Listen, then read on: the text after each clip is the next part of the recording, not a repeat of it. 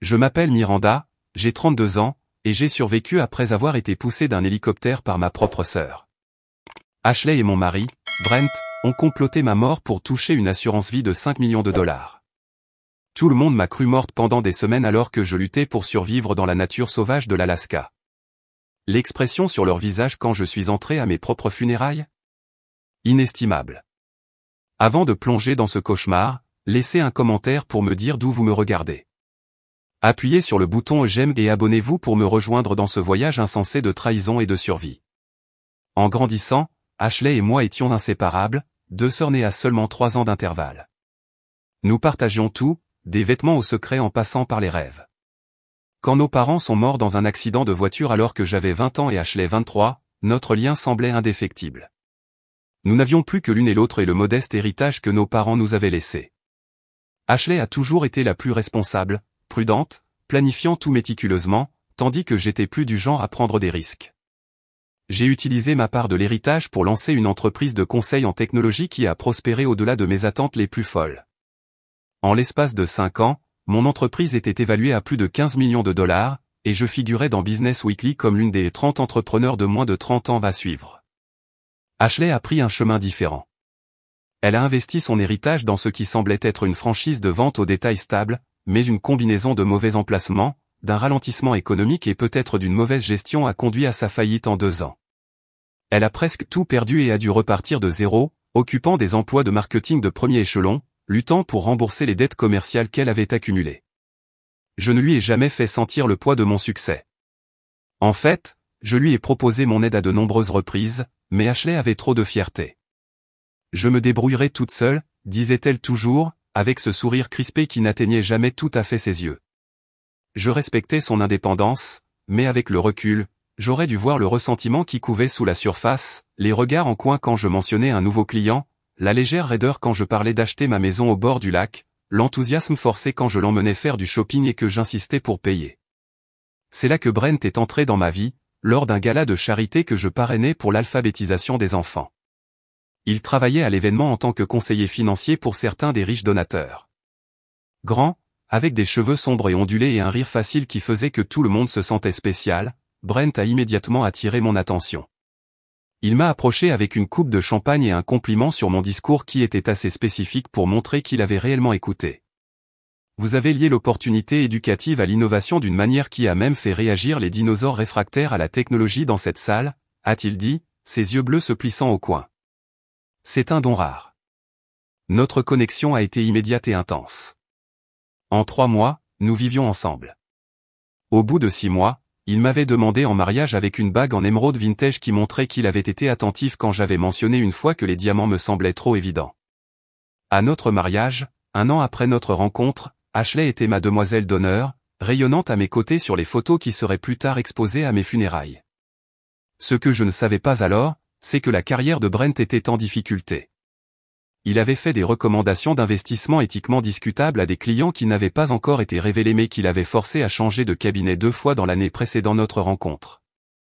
Sa personnalité charmante et son réseau lui permettaient de rester employé, mais ses revenus étaient loin de ce qu'il laissait entendre. Lorsque nous avons fusionné nos finances après le mariage, j'ai été surprise de trouver des dettes substantielles et des économies minimales. Mais il a expliqué cela comme un investissement en lui-même par des certifications avancées et des revers temporaires. Je l'ai cru complètement. C'était ma première erreur. Avec le recul, il y avait des signes qu'Ashley et Brent avaient une connexion inhabituelle dès le début. Ils riaient des mêmes blagues obscures, finissaient souvent les phrases de l'autre, et parfois j'entrais dans une pièce pour les trouver en pleine conversation qui changeait brusquement à mon apparition. Je pensais que c'était merveilleux que ma sœur et mon mari s'entendent si bien. Leur proximité semblait être une bénédiction. « Tu as tellement de chance », m'a dit une fois mon amie Jessica. La plupart des femmes doivent gérer le fait que leur mari et leur sœur se détestent. Tu as l'équipe de rêve. L'équipe de rêve. Quelle blague cela allait s'avérer être. Le premier vrai signe que quelque chose n'allait pas est apparu environ 2 ans après mon mariage. Je suis rentré tôt d'un voyage d'affaires pour surprendre Brent et je l'ai entendu, lui et Ashley, dans notre cuisine. Ils ne faisaient rien d'inapproprié, ils parlaient simplement, mais leur voix avait une intensité, un secret qui m'a fait faire une pause devant la porte. Elle ne serait jamais d'accord, chuchotait Ashley. tu sais comment elle est avec le contrôle. Nous n'avons pas à décider quoi que ce soit maintenant, a répondu Brent, mais l'opportunité ne durera pas éternellement. Quand je suis entré, ils ont sursauté comme des adolescents coupables, expliquant qu'ils discutaient d'une fête d'anniversaire surprise pour moi. J'ai accepté l'explication même si mon anniversaire était encore dans 5 mois. Je voulais les croire. Puis, des documents financiers ont commencé à disparaître de mon bureau à domicile, des relevés de placement, des polices d'assurance, le plan de succession d'entreprise que j'avais créé avec mes avocats. Quand j'ai mentionné les papiers manquants, Brent a suggéré que je travaillais trop dur et que j'égarais les choses. Il m'a même aidé à les chercher, finissant par les trouver classés dans les mauvais dossiers. Il y avait aussi des réactions étranges quand je parlais de projets futurs. Les mentions de notre voyage pour notre 5e anniversaire de mariage au Japon étaient accueillies avec un enthousiasme vague de la part de Brent. Quand j'ai parlé d'étendre mon entreprise aux marchés internationaux, ce qui nécessiterait plus de voyages pour moi, Ashley et Brent semblaient étrangement intéressés par la logistique, demandant combien de temps je serais parti et à quelle fréquence. Brent a commencé à avoir des absences inexpliquées, des événements de réseautage qui ne pouvaient pas être vérifiés, des réunions avec des clients et qui se terminaient mystérieusement tard, des parties de golf qui ne laissaient pas de boue sur ses chaussures. Lorsqu'on le questionnait, il devenait défensif, m'accusant de ne pas lui faire confiance. « Tu es si méfiante ces derniers temps, disait-il. Est-ce que ça va être comme ça pour toujours? Toi, réussissant et doutant de moi à chaque instant. » La culpabilité fonctionnait à chaque fois. Je reculais, je m'excusais et je me rappelais que les relations exigent la confiance. J'ai ignoré les signaux d'alarme parce que je voulais croire en la vie que je pensais que nous construisions. Je ne voulais pas être l'épouse méfiante et contrôlante. Je voulais être la partenaire solidaire qui croyait en son mari sans condition. Cette confiance inconditionnelle a failli me coûter la vie. L'invitation pour le tour en hélicoptère est arrivée dans le cadre de ma retraite annuelle pour les cadres en Alaska.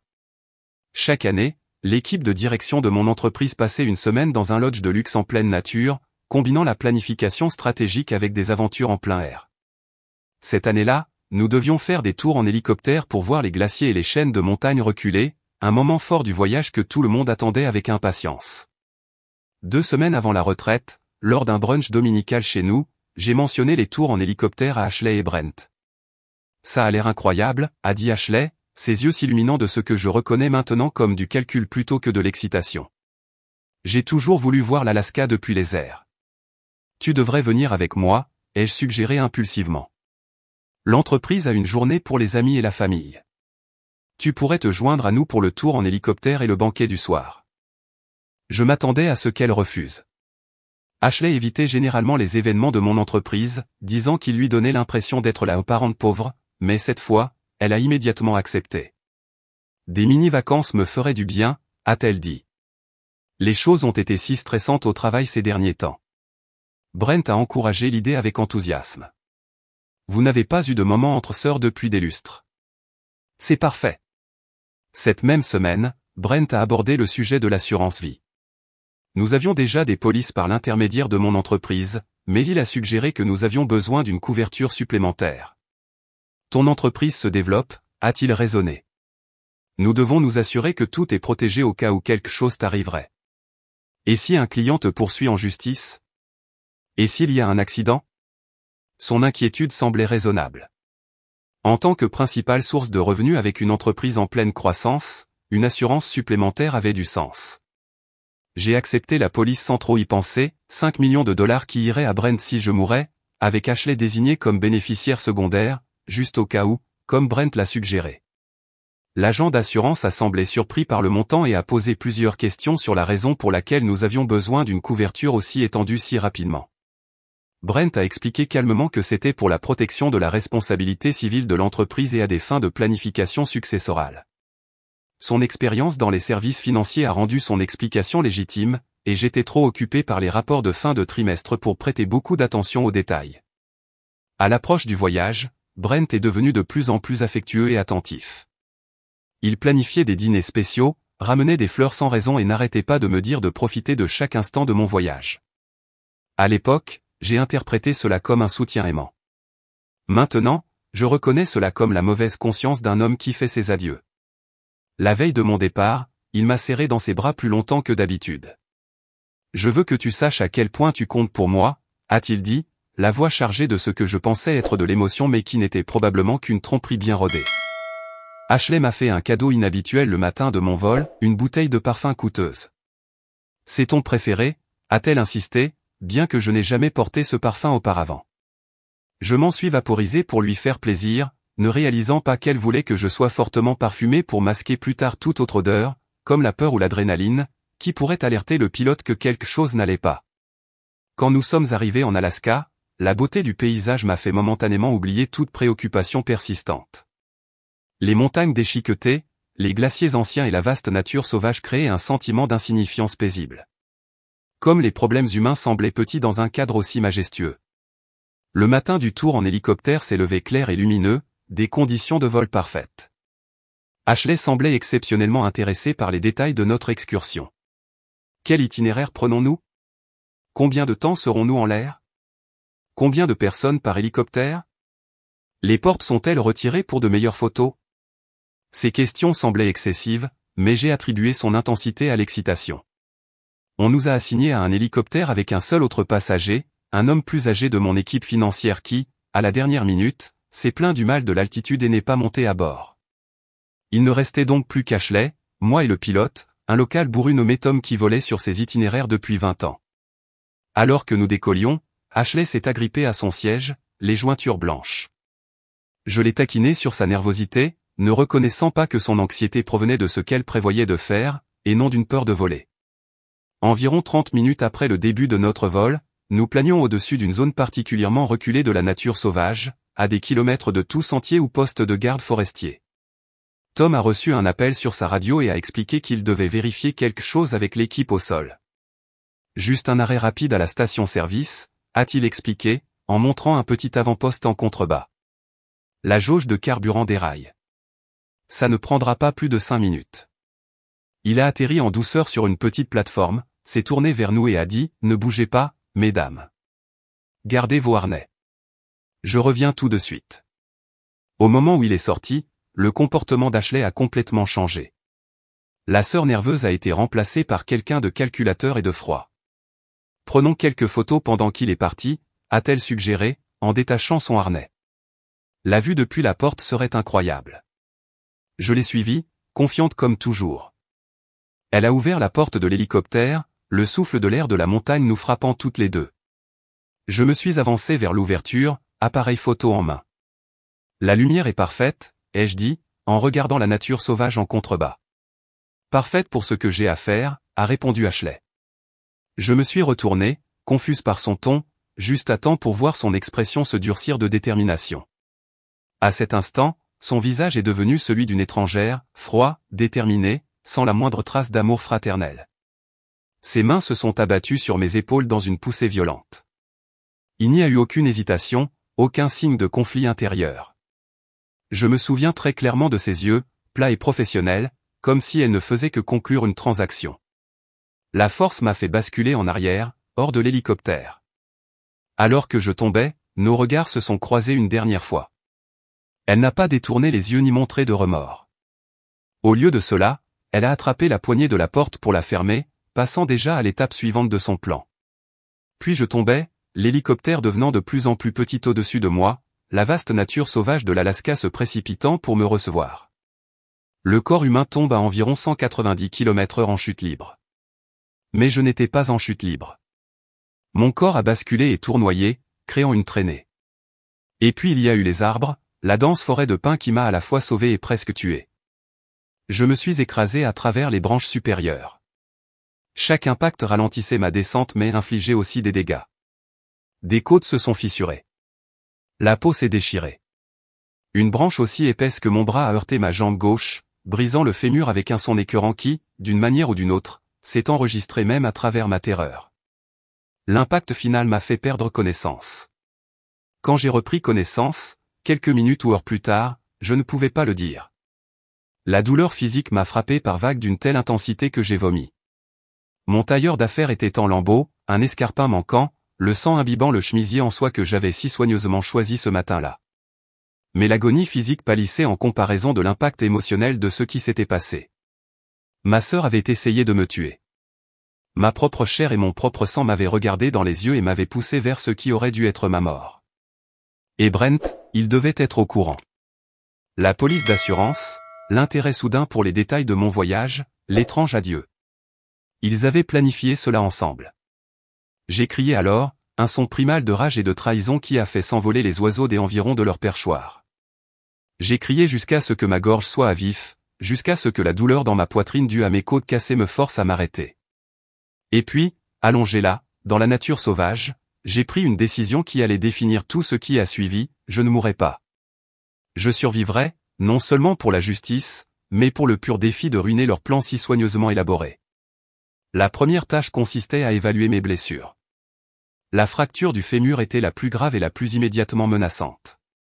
Je ne pouvais pas marcher, et une fracture non traitée comme celle-ci pouvait entraîner une embolie graisseuse, une infection ou une perte de sang mortelle. En utilisant des bandes déchirées de ma veste de costume et des branches cassées autour de moi, j'ai construit une attelle rudimentaire. Le processus m'a presque fait m'évanouir à plusieurs reprises, mais j'ai continué, me concentrant sur le visage d'Ashley alors qu'elle me poussait, utilisant ma rage comme anesthésique. Ensuite, il fallait un abri. La nature sauvage de l'Alaska, même en été, devient dangereusement froide la nuit. Je me suis traîné sous un tronc d'arbre tombé, créant un petit espace protégé tapissé de branches de pin pour l'isolation. Ma montre, qui fonctionnait miraculeusement toujours, m'indiquait qu'il était tard dans l'après-midi. Il me restait peut-être 4 heures de lumière du jour. L'eau serait essentielle. Je pouvais entendre un ruisseau à proximité mais ne pouvais pas l'atteindre avec ma jambe cassée. À la place, j'ai déchiré la doublure en soie de ma veste et je l'ai tendue sur une dépression dans le sol, créant un dispositif de collecte pour la rosée et toute pluie qui pourrait tomber.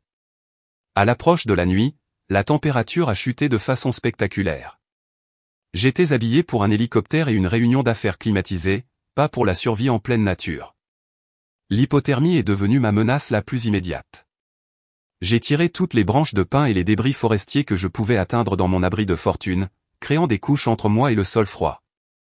J'ai enroulé mon torse dans les restes de ma veste de costume, laissant ma jambe blessée surélevée sur un monticule de mousse recueillie. Pendant cette première nuit, dérivant entre conscience et délire, j'ai eu tout le temps de réfléchir. Pourquoi Ashley avait-elle fait ça? L'argent de l'assurance, évidemment, mais était-ce tout? M'avait-elle détesté toutes ces années en prétendant être la sœur aimante? Chaque anniversaire partagé, chaque fête, chaque conversation tard dans la nuit avait-il été un mensonge? Et Brent, y avait-il eu quelque chose de réel dans notre mariage? Les questions tournaient comme des loups affamés, mais je les ai repoussées. L'autopsie psychologique pouvait attendre. La survie passait en premier. L'aube a apporté la pluie, à la fois une bénédiction et une malédiction. J'ai réussi à collecter assez d'eau dans ma doublure en soie pour étancher ma soif ardente, mais l'humidité rendait le contrôle de la température de mon corps encore plus difficile. À midi, je tremblais de manière incontrôlable, un mauvais signe. Je devais signaler ma présence pour obtenir de l'aide, mais dans cette région reculée, qui verrait? Les boucles d'oreilles en diamant que Brent m'avait offertes pour notre anniversaire sont devenues des outils. J'en ai placé une sur un rocher où la lumière du soleil pourrait la frapper et créer un reflet visible depuis les airs. L'autre, je l'ai gardé comme outil de coupe, utilisant le bord dur pour aiguiser des bâtons et trancher les matériaux plus résistants de mes vêtements pour créer des bandages pour mes nombreuses coupures. Le deuxième jour a apporté la fièvre. L'infection s'installait, soit à cause de ma jambe, soit à cause de l'une des nombreuses lacérations qui couvraient mon corps. J'ai mâché des aiguilles de pin, me souvenant vaguement d'avoir lu qu'elles contenaient de la vitamine C et avaient des propriétés antiseptiques. Le goût amer était étrangement réconfortant. Au moins, je faisais quelque chose, je me battais d'une petite manière. Le troisième jour, je perdais et reprenais conscience plus fréquemment. La douleur était devenue une compagne constante, presque distincte de moi. Je l'ai nommée Ashley, ce qui semblait approprié. Dans les moments plus lucides, je me concentrais sur ma formation en affaires, résolution de problèmes, allocation de ressources, analyse du chemin critique. J'avais bâti une entreprise de plusieurs millions de dollars à partir de rien. Je pouvais sûrement survivre à ça. J'ai créé des organigrammes mentaux pour différents scénarios. Si les secours arrivaient, quelles informations devrais-je me rappeler? Si la fièvre s'aggravait, quelles étaient mes options? Si un animal découvrait mon abri, comment me défendrais-je? La pensée structurée tenait la panique à distance et me donnait l'illusion de contrôle dans une situation où je n'en avais presque aucun. Le 4e jour, je crois, des voix m'ont réveillé d'un rêve fiévreux où je tombais. Au début, j'ai cru que j'hallucinais, mais les sons ont persisté, des voix humaines s'interpellant. Par ici, attention à ce dénivelé. C'est encore loin le sommet? Des randonneurs amateurs sur un sentier que je ne savais pas être relativement proche. Avec chaque once de force qu'il me restait, j'ai appelé, un son rauque et brisé qui semblait trop faible pour parcourir plus de quelques mètres. J'ai réessayé, plus fort, ignorant la douleur fulgurante dans mes côtes. Les voix se sont tues. Puis, tu as entendu ça. Probablement juste un oiseau. Non, écoute. Ça recommence. J'ai continué à appeler, utilisant ma bonne jambe pour frapper un bâton contre un tronc d'arbre voisin pour faire plus de bruit. Les minutes se sont étirées de manière angoissante jusqu'à ce que, soudain, le feuillage s'écarte et deux visages choqués apparaissent. Un jeune couple en tenue de plein air vive, totalement impréparé à la femme ensanglantée et brisée qu'ils ont trouvée dans la nature. « Oh mon Dieu !» a murmuré la femme. « Jared, appelle les secours d'urgence maintenant. » L'homme a cherché à tâtons un téléphone satellite. « Que s'est-il passé? Qui êtes-vous? » Je m'appelle Miranda Taylor, ai-je réussi à dire. Ma sœur m'a poussé d'un hélicoptère il y a 4 jours. Elle et mon mari essaient de me tuer pour l'argent de l'assurance. Leurs expressions auraient été comiques dans d'autres circonstances, le choc, l'incrédulité et l'incertitude embarrassées de savoir comment réagir à une déclaration aussi extravagante. Concentrons-nous d'abord sur le fait de vous aider, a dit la femme, qui s'est présentée comme Rachel, de manière diplomatique. Tout le reste peut attendre. L'hélicoptère de sauvetage est arrivé en moins de 2 heures. La cruelle ironie d'être sauvé par le même type d'aéronef qui avait été l'instrument de mon meurtre programmé ne m'a pas échappé. Les secouristes étaient efficaces et gentils, exprimant leur étonnement que j'ai survécu à la fois à la chute et à 4 jours dans la nature avec des blessures aussi graves. Alors qu'ils me chargeaient dans l'hélicoptère, j'ai entendu un secouriste dire à un autre, « N'est-ce pas près d'ici que cette femme cadre a disparu plus tôt cette semaine? Celle qui est tombée pendant une séance de photos ?» Ils ont cherché dans le cadran ouest, mais il n'y avait aucun signe. Mon sang s'est glacé. Ils avaient signalé mon accident mais avaient délibérément mal orienté les efforts de recherche. Bien sûr, Ashley et Brent auraient besoin d'un corps pour le paiement de l'assurance. Ils auraient dit aux autorités approximativement où j'étais tombé mais leur auraient donné de fausses coordonnées pour s'assurer que je ne serais pas retrouvé avant qu'il ne soit trop tard. À l'hôpital, dérivant entre conscience et inconscience à travers un brouillard d'analgésique et de chirurgie, j'ai attrapé des bribes de conversation entre les infirmières. Pauvre petite, une telle tragédie. Le mari est en route depuis Seattle. La sœur a déjà identifié ses affaires. Les funérailles sont prévues pour la semaine prochaine. Elle pensait que j'étais juste une autre patiente. Elle n'avait aucune idée qu'elle discutait de ma propre mort avec moi. Quelque part dans le système de facturation de l'hôpital, je n'étais pas Miranda Taylor, victime d'une tentative de meurtre. J'étais Jane Doe, accident de randonnée, trouvé à des kilomètres de l'endroit où Miranda Taylor serait tombée vers sa mort.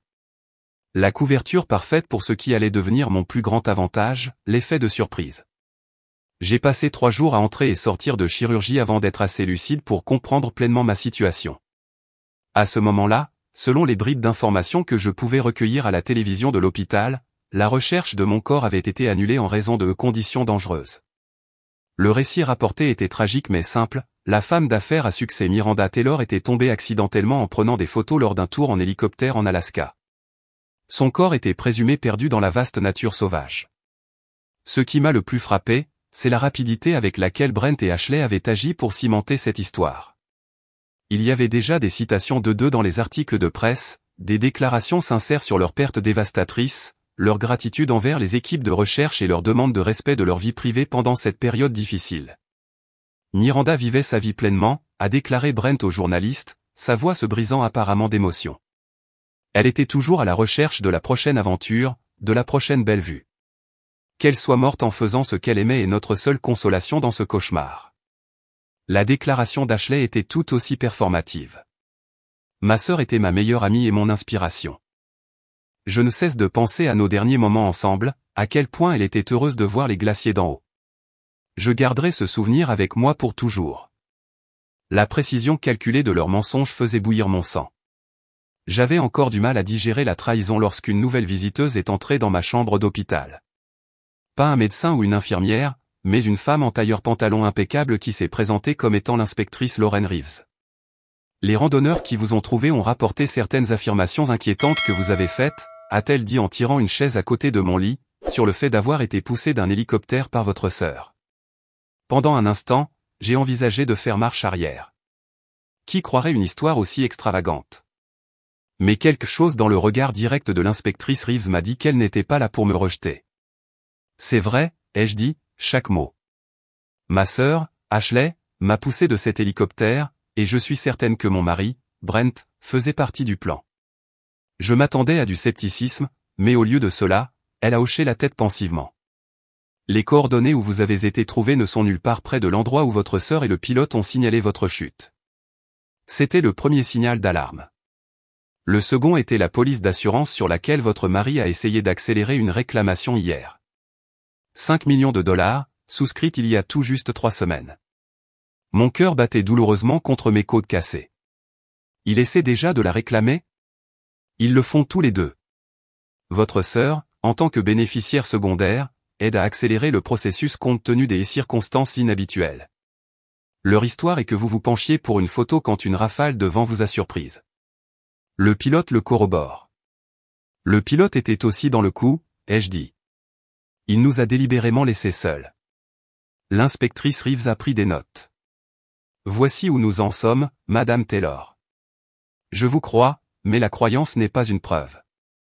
Votre sœur et votre mari vous croient morte, ce qui nous donne un avantage unique.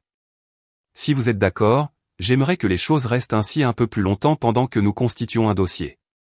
Et c'est ainsi que commença ma mort officielle, un étrange entre-deux où je me remettais simultanément de blessures quasi mortelles et où je regardais ma propre vie être démantelée par les personnes en qui j'avais le plus confiance. Depuis mon lit d'hôpital, avec l'inspectrice Reeves comme alliée, j'ai appris toute l'étendue de la trahison. La police d'assurance n'était que le début.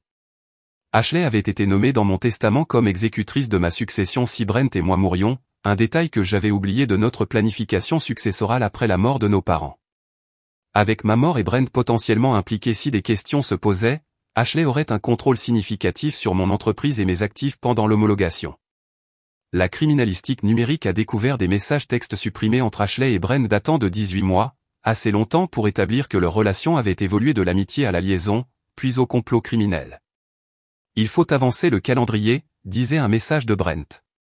Les investisseurs posent des questions sur les recommandations passées. Le voyage en Alaska est parfait, avait répondu Ashley. Terrain reculé, dangereux, accident facile à expliquer. Il y avait aussi des messages sur le pilote, sur combien le payer pour qu'il s'éloigne au bon moment, et des assurances qu'il n'avait pas besoin de connaître tout le plan, juste qu'il voulait de l'intimité pour un moment spécial entre sœurs près d'une zone particulièrement pittoresque. Les dossiers financiers peignaient un tableau encore plus clair. Brent était en grave difficulté professionnelle. Ses recommandations d'investissement douteuses étaient en réalité bien pire, il avait détourné des fonds de clients pendant des années, déplaçant de l'argent entre les comptes pour cacher les déficits. Le stratagème était sur le point de s'effondrer, les autorités de régulation commençant une enquête informelle sur les plaintes des clients. Ashley, quant à elle, n'était pas seulement en difficulté financière, elle était complètement dépassée. La faillite de son entreprise dont j'étais au courant l'avait conduite à jouer pour tenter de récupérer ses pertes, créant une spirale de dettes dont elle ne pourrait jamais s'échapper avec son salaire de marketing. Ma mort résoudrait leurs deux problèmes d'un seul coup. La découverte la plus glaçante est venue des images de surveillance que l'inspectrice Reeves a obtenues de mon système de sécurité domestique. La nuit après mon accident, Brent et Ashley s'étaient rencontrés chez moi, soi-disant pour se réconforter mutuellement dans leur chagrin. Les caméras les ont capturés s'enlaçant dans la cuisine, non pas dans une tristesse partagée, mais en célébration, des verres de mon champagne préféré à la main. À de nouveaux départs, apportait un toast Brent, son visage ne montrant aucune trace du veuf dévasté qu'il jouait pour les caméras. À 5 millions de raisons de sourire, a répondu Ashley, trinquant son verre contre le sien avant qu'ils ne s'embrassent. En regardant ces images depuis mon lit d'hôpital, quelque chose s'est durci en moi. Les derniers doutes persistants, l'espoir désespéré que j'avais peut-être mal compris quelque chose de fondamental sur ce qui s'était passé dans cet hélicoptère, tout cela s'est cristallisé en une froide clarté. Ils avaient essayé de me tuer. Ils pensaient avoir réussi, et ils célébraient. Au moment où j'étais assez stable pour être déplacé, l'inspectrice Reeves avait monté un dossier préliminaire suffisamment solide pour des mandats d'arrêt. Mais je voulais plus que des arrestations. Je voulais voir leur visage lorsque leur plan parfait s'effondrerait. Ils prévoient vos funérailles pour ce samedi, m'a dit l'inspectrice Reeves. Petite cérémonie privée. Famille seulement, plus les amis proches. Je veux y être, ai-je dit immédiatement. Elle a froncé les sourcils. Ce n'est pas la procédure standard dans une enquête en cours. La victime présumée morte non plus. J'ai besoin de faire ça, pas seulement pour l'affaire, mais pour moi. J'ai besoin de les voir, de les obliger à me voir. Ce que je n'ai pas dit, c'est que j'avais besoin de reprendre mon pouvoir, de me transformer de victime en vainqueur en un moment spectaculaire. Après de longues discussions et planifications, l'inspectrice Reeves a accepté à contre-cœur. Nous assisterions aux funérailles ensemble, elle en tant que membre de l'équipe d'enquête surveillant les suspects, moi déguisé en cousine éloignée de l'extérieur de la ville, mon visage suffisamment altéré par les ecchymoses et un maquillage stratégique pour éviter une reconnaissance immédiate. Le plan était simple mais efficace, observer, enregistrer et recueillir toute preuve supplémentaire de culpabilité à partir de leur comportement et de leurs conversations aux funérailles. Ensuite, une fois que la plupart des participants seraient partis, les confronter en privé avec des renforts de police à proximité. Leurs réactions, et espérons-le, les déclarations incriminantes faites sous le choc, seraient enregistrées comme preuve. À l'approche des funérailles, je me suis préparé émotionnellement à ce qui serait l'expérience la plus surréaliste de ma vie, assister à mon propre service commémoratif, regarder les gens pleurer une mort qui n'a jamais eu lieu, et me retrouver face aux architectes de mon meurtre programmé. Ce à quoi je n'étais pas préparé, c'était à la façon dont l'expérience me changerait, non seulement sur le moment, mais pour toujours. Le matin de mes funérailles s'est levé avec une morosité appropriée. Un ciel couvert et une pluie menaçante qui ne s'est jamais vraiment matérialisée, comme si le temps lui-même maintenait le suspense. L'inspectrice Reeves est venue me chercher à la planque où je séjournais depuis ma sortie de l'hôpital. J'avais encore besoin d'une canne pour marcher, mon corps étant une toile d'ecchymose qui s'estompait et de coupures en cours de cicatrisation. Mais ces blessures visibles aideraient en fait mon déguisement. Souviens-toi, tu es Méline Foster, cousine au second degré du côté de ma mère, en visite de Chicago, me suis-je rappelé alors que l'inspectrice Reeves nous conduisait à la petite chapelle que Brent avait choisie pour le service. Tu n'as jamais rencontré Miranda personnellement mais tu t'es senti obligé de présenter tes respects. Ma transformation était subtile mais efficace, des cheveux bruns teints en un auburn discret, des lentilles de contact colorées changeant mes yeux bleus en noisette, des lunettes à monture épaisse, et un maquillage appliqué pour altérer subtilement l'apparence de mes pommettes et de ma mâchoire. Les ecchymoses persistantes et la perte de poids due à mon épreuve obscurcissaient davantage mon identité. À moins que quelqu'un ne sache me chercher et personne ne le ferait, car j'étais censé être morte, le déguisement tiendrait. Nous nous sommes garés à un pâté de maison et avons regardé les personnes en deuil commencer à arriver. Ma gorge s'est serrée à la vue de visages familiers, des collègues de mon entreprise, des amis de l'université, des voisins de notre rue, tous vêtus de noir, beaucoup pleurant ouvertement. Ces personnes croyaient sincèrement que j'étais morte. Leur chagrin était réel, même si la cause était fabriquée. Puis sont arrivés les stars de ce spectacle macabre, Brent et Ashley arrivant ensemble dans sa BMW noire. Ils sont sortis de la voiture avec une solennité étudiée, Ashley s'appuyant légèrement sur le bras de Brent en signe de deuil apparent. Sa robe noire était neuve, de marque, ai-je noté avec un éclair de colère, probablement achetée avec l'argent de l'assurance anticipée. Brent portait un costume que je lui avais acheté pour des réunions de clients, son beau visage arrangé en une expression de chagrin digne. « Prête ?» demanda doucement l'inspectrice Reeves. J'ai hoché la tête, incapable de parler au-delà du nœud dans ma gorge. Nous sommes entrés dans la chapelle après que la plupart des invités se soient assis, nous glissant dans la rangée du fond. La mise en scène était de bon goût. Mon portrait, une photo professionnelle de mon site web d'entreprise, était entouré de lys blancs et de roses, une urne vide sur un piédestal puisqu'il n'y avait pas de corps à incinérer. De notre position, je pouvais voir Brent et Ashley au premier rang, acceptant les condoléances avec des yeux baissés et des remerciements murmurés. De temps en temps, Brent posait une main réconfortante sur le dos d'Ashley, où elle serrait son bras en soutien, des gestes qui sembleraient appropriés à tout le monde mais qui maintenant criaient leur véritable relation à mes yeux avertis. Le service a commencé par une musique douce, l'une de mes pièces classiques préférées, ai-je noté avec surprise. Brent s'était-il souvenu de ce détail, ou était-ce Ashley, qui connaissait assez bien mes goûts pour l'inclure? La pensée qu'ils avaient utilisé une connaissance authentique de moi pour créer cette performance convaincante m'a rendu physiquement malade. Le pasteur a parlé en premier, offrant des platitudes génériques sur la vie et la perte. Il ne m'avait jamais rencontré, c'était clair d'après ses remarques impersonnelles. Puis sont venus les éloges funèbres.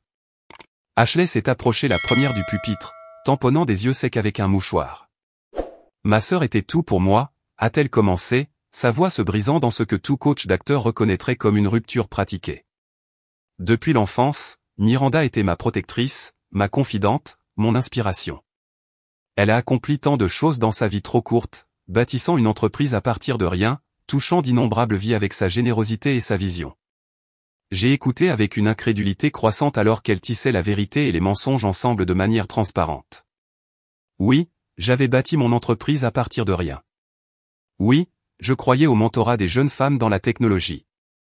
Mais la sœur qu'elle décrivait, cette figure sainte qui mettait toujours la famille en premier et ne laissait jamais le succès changer son bon cœur, était un personnage inventé pour ce public, pas la vraie moi qu'elle avait essayé d'assassiner.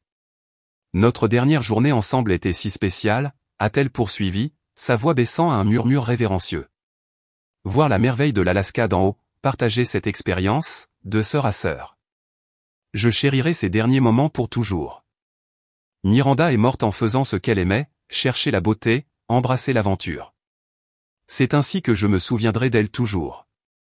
La cruauté calculée d'utiliser mon véritable meurtre comme une anecdote touchante a fait trembler mes mains de rage. L'inspectrice Reeves a posé une main stabilisatrice sur mon bras, un rappel silencieux de maintenir notre couverture. Quand Brent a pris le pupitre, sa performance était tout aussi convaincante. Il a parlé de notre romance éclair, de nos rêves partagés, de l'avenir qui avait été si brutalement volé par un tragique accident. Il a même versé de vraies larmes. Que ce soit par un véritable talent d'acteur ou par le soulagement de s'en être tiré avec un meurtre, je ne saurais le dire. Miranda était l'amour de ma vie, a-t-il dit, en regardant son alliance. Je continue à m'attendre à ce qu'elle franchisse la porte, en riant de la façon dont tout cela était une grosse erreur. Je ne sais pas comment vivre dans un monde sans sa lumière, sa volonté, sa passion. Mais je sais qu'elle voudrait que nous continuions, que nous honorions sa mémoire en vivant avec le même courage et le même but qui ont défini sa vie. Plusieurs de mes amis ont parlé ensuite, partageant des souvenirs authentiques qui m'ont transpercé le cœur. Jessica, se rappelant notre road trip universitaire où nous nous sommes perdus dans 3 États différents. Marco, de mon équipe de direction, décrivant comment je l'avais mentoré quand personne d'autre ne voulait donner sa chance à un candidat non traditionnel. Ma voisine âgée, Madame Patterson, partageant en larmes comment je déneigeais toujours son allée en hiver sans qu'on me le demande. Ces vrais moments de connexion, juxtaposés au deuil théâtral des 2 personnes qui avaient tenté de me tuer, créaient un coup de fouet émotionnel désorientant.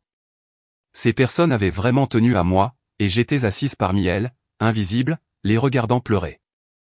Alors que le service formel se terminait, le pasteur a invité les participants à une petite réception dans la salle attenante.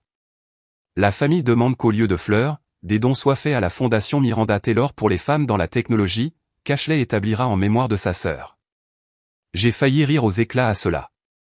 Il prévoyait déjà comment blanchir l'argent de l'assurance à travers une fausse œuvre de charité. Leur prévoyance était presque admirable dans sa minutie.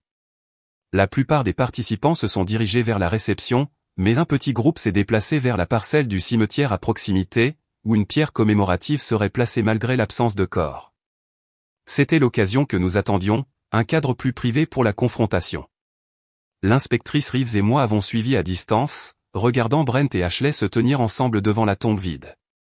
Alors que les derniers endeuillés s'éloignaient après avoir offert leurs dernières condoléances, ils étaient enfin seuls, ou du moins c'est ce qu'ils pensaient. Nous nous sommes approchés lentement, ma canne tapant doucement sur le chemin du cimetière. Brent nous a remarqués en premier, affichant son visage de veuf affligé et gracieux. « Merci d'être venu », a-t-il dit automatiquement. « Connaissiez-vous Miranda par son entreprise ?» On pourrait dire que je la connaissais intimement, ai-je répondu, ma voix naturelle émergeant pour la première fois de la journée. Il a légèrement froncé les sourcils, ne me reconnaissant pas encore mais sentant quelque chose de bizarre dans ma réponse. Ashley était plus concentrée sur l'inspectrice à côté de moi, remarquant peut-être son attitude professionnelle qui ne cadrait pas tout à fait avec celle d'un participant à des funérailles. « Je suis désolé, qui êtes-vous » a demandé Ashley, son ton poli mais méfiant. Choqué que tu aies eu le culot d'utiliser mon véritable meurtre comme une anecdote touchante dans ton éloge funèbre, ai-je dit, enlevant mes lunettes et la regardant droit dans les yeux. La performance était impressionnante, cependant. Très émouvante. Le moment de la reconnaissance fut tout ce que j'avais imaginé pendant mes moments les plus sombres dans la nature et à l'hôpital. Le visage d'Ashley perdit sa couleur si rapidement que je crus qu'elle allait s'évanouir. Sa bouche s'ouvrit et se ferma sans un son, ses yeux s'écarquillant de pure terreur comme si elle voyait un fantôme, ce qui, dans son esprit, était le cas. Brent se remit un peu plus vite, faisant un pas instinctif en arrière. C'est une sorte de mauvaise blague, réussit-il à dire, cherchant du soutien auprès d'Ashley mais la trouvant figée par le choc. Pas de blague, dit l'inspectrice Reeves, montrant son insigne. Juste la survie miraculeuse de la femme que vous deux avez conspiré pour assassiner. Miranda, murmura enfin Ashley, la voix étranglée. Comment? Tu ne peux pas être en vie. J'ai survécu, ai-je terminé pour elle. Déçu? J'ai survécu à la chute, Ashley. J'ai survécu 4 jours dans la nature avec une jambe cassée et une hémorragie interne. J'ai survécu pendant que tu choisissais ta tenue de funérailles et que tu planifiais comment dépenser mon argent. Le choc de Brent se transformait rapidement en calcul. Je pouvais presque le voir formuler des dénégations, des explications, des moyens de tordre cela en un malentendu. Chérie, qu'est-ce que tu racontes? Il y a eu un accident. Tu es tombé. Nous avons été dévastés. Arrête. Ma voix trancha ces pathétiques débuts de mensonges. Nous avons les textos entre vous deux. Nous avons les dossiers financiers. Nous avons la déclaration du pilote sur le fait d'avoir été payé pour nous laisser seuls dans l'hélicoptère. Nous avons les images de surveillance de vous célébrant ma mort. C'est fini. L'instinct de survie d'Ashley s'est finalement manifesté. Elle s'est retournée pour courir, mais 2 officiers en uniforme qui attendaient discrètement à proximité se sont déplacés pour lui barrer la route. Brent a adopté une approche différente, tombant à genoux dans une démonstration de remords. Miranda, s'il te plaît, tu dois comprendre. Nous étions désespérés. J'ai fait des erreurs avec les fonds des clients. J'allais aller en prison. Ashley était noyée sous les dettes. Nous n'avons jamais voulu te faire de mal. Nous avions juste besoin de me tuer pour de l'argent, ai-je terminé froidement. C'est la définition de vouloir me faire du mal, Brent. Alors que les officiers s'avançaient pour procéder aux arrestations, leur lisant leurs droits avec la tombe vide en toile de fond, j'ai finalement livré la déclaration que j'avais répétée d'innombrables fois pendant ma convalescence. Vous savez quelle a été votre plus grande erreur? Pas la planification bâclée ou la piste financière évidente. C'était de m'avoir sous-estimé. Vous ne me voyez que comme une source d'argent, pas comme la femme qui a bâti une entreprise de plusieurs millions de dollars grâce à sa ténacité et son intelligence. Pas comme quelqu'un qui se battrait avec tout ce qu'elle avait pour survivre. Vous pensiez écrire ma fin, mais vous n'avez fait que préparer le début d'une histoire que vous n'aimerez pas beaucoup. Alors qu'ils étaient emmenés menotter, Ashley silencieuse et sous le choc, Brent essayant toujours d'expliquer et de se justifier, j'ai ressenti une vague complexe d'émotions, la justification, oui, mais aussi une immense tristesse pour ce que j'avais perdu. Pas seulement la sœur et le mari qui m'avaient trahi, mais les versions d'eux auxquelles j'avais cru pendant tant d'années. L'inspectrice Reeves se tenait à côté de moi alors que nous regardions la voiture de patrouille s'éloigner. C'était toute une performance, dit-elle doucement. Comment vous sentez-vous? J'ai examiné la question attentivement, m'appuyant lourdement sur ma canne. Comme si j'avais assisté à mes propres funérailles et été témoin de ma propre résurrection. Je ne suis pas sûr qu'il y ait un mot pour ce sentiment. Elle hocha la tête pensivement. Il devrait probablement y en avoir un. Nous nous sommes détournés de la tombe vide qui ne serait jamais remplie, du moins pas avec moi. Les médias allaient bientôt apprendre ce tournant extraordinaire des événements, et mon drame privé deviendrait un spectacle public. Mais à cet instant, en m'éloignant lentement de mon propre service commémoratif, j'ai ressenti un étrange sentiment de paix mêlé à la douleur. J'étais morte, d'une certaine manière. La femme confiante qui était montée dans cet hélicoptère était partie pour toujours. Mais quelqu'un de nouveau avait survécu à la chute. Quelqu'un de plus fort, de plus méfiant, et bien moins disposé à prendre la performance pour de l'amour. La frénésie médiatique qui a suivi était inévitable et écrasante. Revenue d'entre les morts, une PDG survit à un complot meurtrier mené par et sa sœur était son mari, hurlaient les gros titres. Chaque média voulait une exclusivité sur ce qu'ils appelaient l'histoire de l'héritière de l'hélicoptère, un surnom que je détestais mais auquel je ne pouvais échapper. Mon visage était soudain partout, mon traumatisme privé disséqué pour la consommation publique. J'ai d'abord refusé toutes les interviews, me concentrant plutôt sur les procédures judiciaires qui détermineraient le sort d'Ashley et Brent. La procureure, une femme aux yeux vifs nommée Valérie Montgomery, m'a prévenu que des affaires comme celle-ci, même avec des preuves substantielles, pouvaient être imprévisibles. Ils ont engagé des équipes de défense distinctes, a-t-elle expliqué lors de notre première rencontre. C'est bon pour nous. Cela signifie qu'ils se retourneront probablement l'un contre l'autre plutôt que de présenter un front uni. Elle avait raison. Quelques semaines après leur arrestation, le partenariat soigneusement construit entre Ashley et Brent s'est complètement désintégré. Leur trahison envers moi a évolué en une trahison mutuelle, chacun tentant de minimiser sa propre culpabilité en maximisant celle de l'autre. La stratégie de défense de Brent a émergé en premier. Il a prétendu être une victime de la manipulation d'Ashley, un mari en deuil qui avait été entraîné dans son complot par la coercition émotionnelle et les mensonges. Mon client a été amené à croire qu'il s'agissait d'une fraude à l'assurance, et non d'un complot de meurtre, a plaidé son avocat lors des audiences préliminaires. Madame Thompson l'a convaincu que sa sœur serait évacuée en toute sécurité par un complice au sol après avoir mis en scène la chute. Il n'a jamais eu l'intention de causer un préjudice réel à sa femme. L'équipe d'Ashley a contre-attaqué avec un désespoir égal. Madame Thompson était sous le contrôle psychologique de Brent Taylor, qui l'avait systématiquement isolé des autres relations et exploitait sa vulnérabilité financière. Elle a participé sous des menaces explicites pour sa sécurité. Les voir se démener pour se dépeindre mutuellement comme le cerveau de l'opération était à la fois une justification et un épuisement. Le pilote, faisant face à ses propres accusations en tant que complice, a rapidement accepté un accord de plaidoyer en échange de son témoignage, confirmant qu'Ashley et Brent avaient tous deux été impliqués dans la planification de l'accident et qu'on lui avait dit que je serais seulement effrayé, et non réellement poussé. Le procès lui-même fut une épreuve épuisante de 3 semaines. J'ai témoigné pendant 2 jours complets, racontant chaque détail atroce, de la poussée de l'hélicoptère à ma survie dans la nature, en passant par la confrontation aux funérailles. En regardant directement Ashley et Brent dans la salle d'audience, leurs vêtements de marque échangés contre des tenues de prison, leurs expressions confiantes remplacées par un calcul désespéré, j'ai ressenti une émotion inattendue, la pitié. Pas le pardon, certainement pas la compréhension, mais une pitié distante pour la petitesse de leurs ambitions et le vide de leur caractère. Le jury n'a délibéré que 4 heures avant de rendre des verdicts de culpabilité sur tous les chefs d'accusation pour les 2 accusés.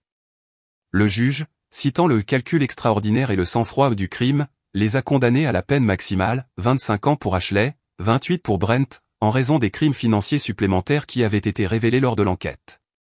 Alors qu'ils étaient conduits hors de la salle d'audience, Ashley s'effondrant finalement en sanglots, Brent maintenant toujours une façade stoïque, j'ai réalisé que la conclusion du processus judiciaire n'apportait pas le sentiment de clôture que j'avais attendu. La justice avait été rendue aux yeux de la loi, mais ma guérison personnelle commençait à peine. Les mois qui ont suivi le procès ont été un tourbillon de rétablissement physique et émotionnel. Mon corps a guéri progressivement. La fracture du fémur a nécessité 2 opérations supplémentaires et une kinésithérapie intensive, mais j'ai finalement progressé d'un fauteuil roulant à un déambulateur, puis à une canne, pour finalement marcher sans aide. Les cicatrices physiques resteraient, mais elles sont passées du rouge vif au blanc argenté, devenant partie intégrante de ma nouvelle normalité. Le rétablissement psychologique s'est avéré plus difficile. J'ai travaillé avec le docteur Eleanor Rivera, une spécialiste du traumatisme qui m'a aidé à naviguer dans le paysage complexe de la trahison par mes proches. Ce que vous vivez est un traumatisme complexe, a-t-elle expliqué lors d'une séance particulièrement difficile. Il y a le traumatisme physique de la chute et de la survie, oui, mais aussi le traumatisme d'attachement d'avoir vu votre confiance fondamentale violée par vos relations principales. Votre cerveau est essentiellement en train de recabler sa compréhension de la sécurité. Les cauchemars étaient le pire, des recréations vives de la chute. Parfois avec des variations où je me regardais tomber d'en haut, parfois où je heurtais le sol au lieu des arbres. Je me réveillais en suffoquant, mon corps convaincu qu'il était encore en train de tomber. Le docteur Rivera m'a appris des techniques d'ancrage, des moyens de rappeler à mon système nerveux que j'étais en sécurité dans le moment présent. Posez fermement vos pieds sur le sol, me disait-elle. Nommez 5 choses que vous pouvez voir, 4 choses que vous pouvez toucher, 3 choses que vous pouvez entendre, 2 choses que vous pouvez sentir, 1 chose que vous pouvez goûter. Rappelez à votre corps où et quand il existe. Lentement, la panique aiguë a commencé à s'apaiser, bien que certains déclencheurs soient restés puissants, le son des pales d'hélicoptères, les baisses d'altitude inattendues, même la nuance particulière de bleu qui correspondait au ciel de l'Alaska ce jour-là. Tout en travaillant sur mon rétablissement psychologique, j'ai également dû relever le défi de récupérer mon identité professionnelle. Mon entreprise était dans une situation de direction incertaine pendant ma mort et ma réapparition ultérieure. Marco, mon directeur des opérations loyales, avait maintenu les opérations, mais les décisions stratégiques avaient été reportées, et certains clients nerveux avaient emmené leurs affaires ailleurs. Le conseil d'administration a convoqué une réunion d'urgence à mon retour, exprimant son inquiétude quant à la stabilité de l'entreprise compte tenu à la fois du traumatisme que j'avais subi et de la nature sensationnelle de l'affaire. La publicité est problématique, a déclaré délicatement un membre du conseil. Les investisseurs s'inquiètent d'être associés à un scandale aussi médiatisé. Problématique, ai-je répété, sentant une bouffée de cette nouvelle colère qui semblait vivre juste sous ma surface ces jours-ci. J'ai été victime d'une tentative de meurtre. J'ai survécu contre toute attente. J'ai aidé à traduire les auteurs en justice. Quelle partie de ce récit préoccupe exactement nos investisseurs? La salle est tombée dans le silence jusqu'à ce que Marco prenne la parole. Je pense que ce que Miranda suggère, et je suis d'accord, c'est que nous pouvons recadrer l'histoire comme étant une histoire de résilience, de détermination et de triomphe. Ce sont des valeurs que notre entreprise a toujours défendues. Ce recadrage est devenu notre nouvelle direction. Plutôt que de nous cacher de la publicité, nous l'avons accepté, mais à mes conditions. J'ai donné une seule interview approfondie à un journal d'affaires respecté, en me concentrant non pas sur les aspects sensationnels de l'affaire, mais sur les ressources psychologiques et la mentalité de résolution de problèmes qui m'avaient aidé à survivre à la fois dans la nature et à la trahison. Les mêmes compétences qui permettent de bâtir des entreprises prospères, évaluer les ressources, identifier les chemins critiques, maintenir la concentration sous pression, s'adapter aux conditions changeantes m'ont sauvé la vie dans cette forêt, ai-je expliqué. Et ce sont les mêmes compétences qui guideront notre entreprise à l'avenir. L'interview a eu un grand écho, transformant la conversation de la fascination morbide au respect professionnel. De nouveaux clients nous ont approchés spécifiquement en raison de la résilience démontrée, et la plupart des clients existants ont renouvelé leur engagement envers nos services. 6 mois après le procès, j'ai pris 2 décisions importantes qui allaient façonner mon avenir. Premièrement, j'ai créé la Fondation pour la survie en milieu sauvage, en utilisant une partie de mes propres fonds, ironiquement, y compris la police d'assurance vie qui m'avait été rendue une fois le complot de meurtre révélé. La Fondation se concentrait sur 2 missions, fournir une formation à la survie en milieu sauvage au public et soutenir les survivants de la trahison et de la violence par un partenaire intime. Deuxièmement, j'ai commencé le processus de rencontre avec d'autres survivants de trahison, des personnes dont les histoires n'étaient pas aussi dramatiques que la mienne mais qui portaient des blessures similaires, un ancien client dont le partenaire commercial avait détourné des fonds et l'avait accusé de fraude fiscale, une femme dont la sœur avait volé son identité et détruit son crédit, un homme dont la femme de 30 ans avait systématiquement monté leurs enfants contre lui avec des années de mensonges subtils. Ces connexions ont formé le début d'un réseau de soutien qui allait finalement devenir aussi important pour moi que mes réalisations professionnelles. En aidant les autres à naviguer dans leur processus de reconstruction, j'ai trouvé des cadres pour ma propre guérison. 1 an après l'incident de l'hélicoptère, je suis retourné en Alaska, non pas à l'endroit exact de ma chute, mais à l'hôpital qui avait soigné mes blessures. J'ai apporté un don substantiel pour leur centre de traumatologie et j'ai passé du temps avec l'équipe d'urgence qui m'avait sauvé la vie.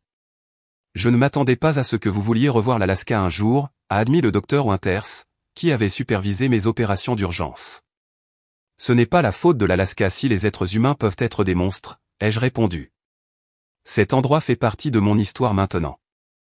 L'endroit où je suis morte, en un sens, et où je suis né de nouveau en un autre. J'avais besoin de me le réapproprier. Alors que je me tenais là, regardant la nature sauvage majestueuse depuis une plateforme d'observation sûre et solide plutôt que depuis un hélicoptère, j'ai ressenti un sentiment de perspective qui avait manqué dans le chaos qui a suivi le procès. Le paysage qui avait failli me tuer m'avait aussi fourni les moyens de ma survie, les arbres qui ont amorti ma chute, l'eau qui a étanché ma soif, l'abri qui m'a protégé des éléments. Peut-être y avait-il une métaphore là-dedans, ai-je pensé, sur la façon dont les expériences même qui nous brisent peuvent aussi devenir la source de notre plus grande force. Exactement 1 an jour pour jour après avoir fait irruption à mes propres funérailles, je me suis retrouvé assis seul dans le cimetière, face à la pierre commémorative désormais retirée qui avait autrefois porté mon nom. Les jardiniers l'avaient remplacée par du gazon frais des mois auparavant, mais je pouvais encore voir le contour de l'endroit où elle s'était trouvée, un rectangle fantôme marquant l'endroit où j'étais censé reposer mais ne le ferait jamais. Tant de choses avaient changé en cette année. Mon entreprise avait non seulement récupéré mais s'était développée, lançant une nouvelle division de cybersécurité qui s'appuyait sur ma nouvelle appréciation de la préparation au pire scénario. La Fondation pour la survie en milieu sauvage avait formé plus de 2000 personnes aux compétences de base en matière d'urgence en plein air et fourni des services de thérapie à des dizaines de survivants de trahison. Ma récupération physique était aussi complète qu'elle le serait jamais. Je n'avais plus besoin de canne, bien que ma jambe gauche me fasse mal de manière prévisible avant les orages, et certains mouvements resteraient toujours difficiles. Les cicatrices s'étaient estompées au point que le maquillage pouvait les dissimuler pour les apparitions professionnelles, bien que je choisisse de plus en plus de ne pas m'en soucier. Elles faisaient partie de mon histoire maintenant, des insignes de survie plutôt que des marques de victimisation. Après être resté assise près de la tombe vide pendant près d'une heure, je me suis rendu au cimetière où mes parents étaient réellement enterrés.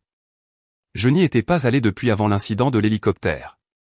En fait, Ashley et moi étions venus ensemble le Noël précédent, plaçant des couronnes assorties et partageant des souvenirs des traditions de vacances de notre enfance.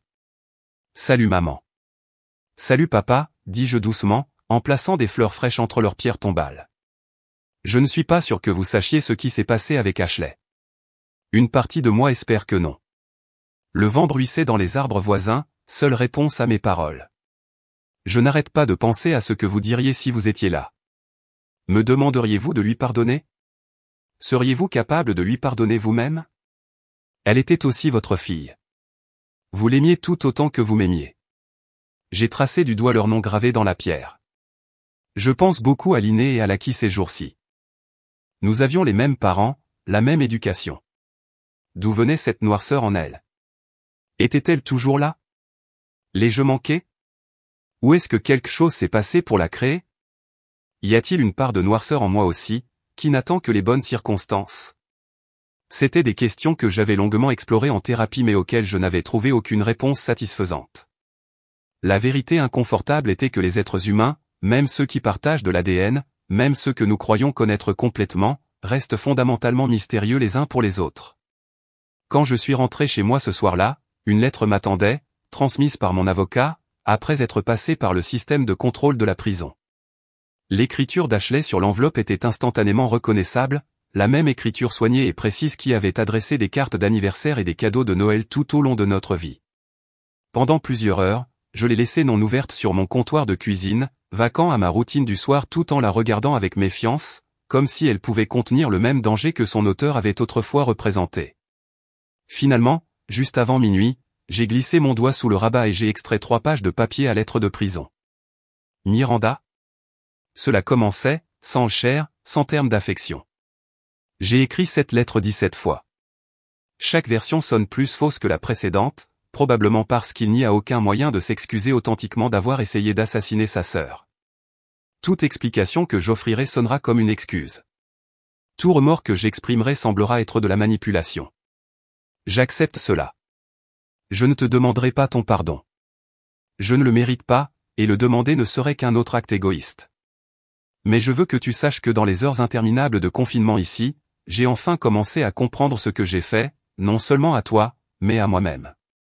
J'ai détruit tout ce qu'il y avait de bon dans ma vie parce que je ne pouvais pas supporter que tu aies tout ce que je voulais. La jalousie a commencé si petite, de petits moments de ressentiment quand tu réussissais quelque chose qui avait été difficile pour moi. Elle a grandi si progressivement que je n'ai pas reconnu le monstre qu'elle devenait. Au moment où Brent est entré dans nos vies, j'étais déjà si empoisonné par elle que sa manipulation a trouvé un terrain fertile. Ce n'est pas une tentative de rejeter la faute. J'ai fait mes choix. J'ai regardé ma propre sœur dans les yeux et je l'ai poussée vers ce qui aurait dû être sa mort. La personne capable de cela mérite d'être exactement là où je suis maintenant. Ce que j'essaie de dire, de manière inadéquate, c'est que je me vois clairement pour la première fois.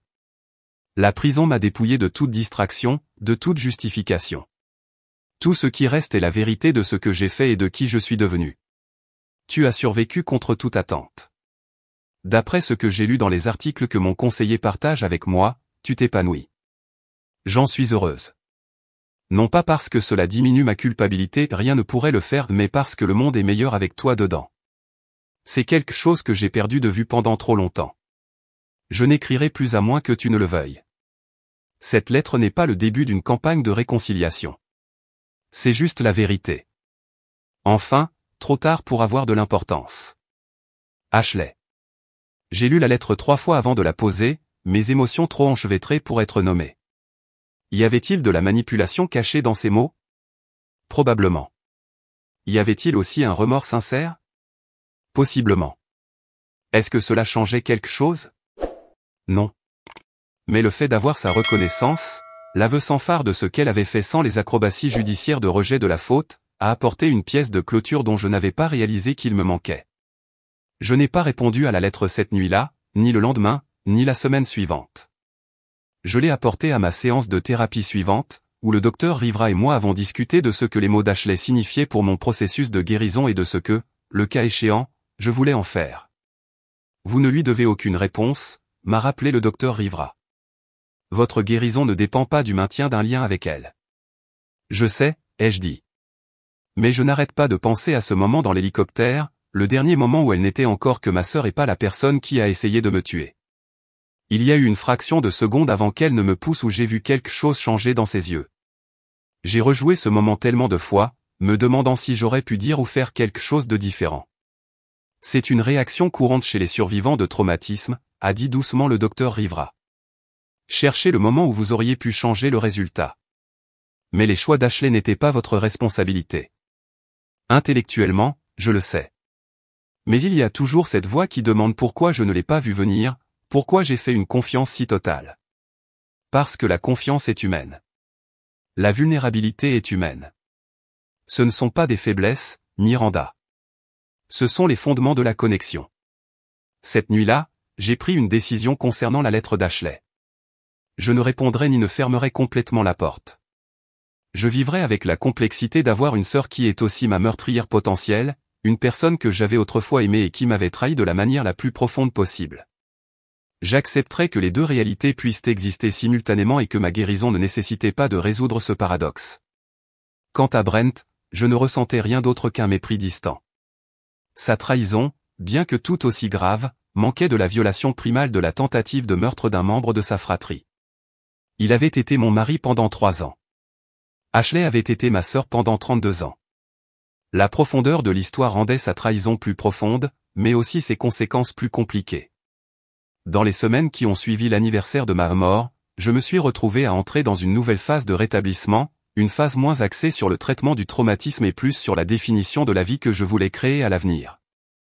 La question est passée de pourquoi cela m'est-il arrivé, à qui suis-je en train de devenir à cause de ce qui s'est passé? Les compétences de survie qui m'avaient maintenu en vie dans la nature sont devenues des guides métaphoriques pour ma nouvelle vie. Tout comme j'avais évalué mes ressources et mes blessures après la chute, je faisais maintenant l'inventaire de mes forces et de mes vulnérabilités avec des yeux clairs. Tout comme j'avais créé un abri à partir des matériaux disponibles, je construisais maintenant des barrières protectrices autour de mes nouvelles relations tout en restant ouverte à une connexion authentique. J'ai recommencé à sortir avec des gens, prudemment, sélectivement. James, un ingénieur civil que j'ai rencontré grâce au programme de formation en milieu sauvage de la Fondation, est devenu une présence stable dans ma vie. Il a abordé mon histoire sans fascination morbide ni prudence excessive, traitant mon expérience comme une partie de moi mais pas comme ma caractéristique déterminante. Ce qui m'a le plus impressionné, ce n'est pas que tu aies survécu à la chute ou même à la nature sauvage, m'a-t-il dit après plusieurs mois de fréquentation. C'est que tu aies choisi d'utiliser ce qui s'est passé pour aider les autres. Tu aurais pu disparaître dans une vie privée de paranoïa justifiée, mais au lieu de cela, tu as construit quelque chose de significatif à partir des décombres. Sa perspective m'a aidé à voir mon propre parcours plus clairement. La survie dans la nature avait été physique et immédiate, poser une attelle sur la jambe cassée, trouver de l'eau, créer un abri, signaler sa présence.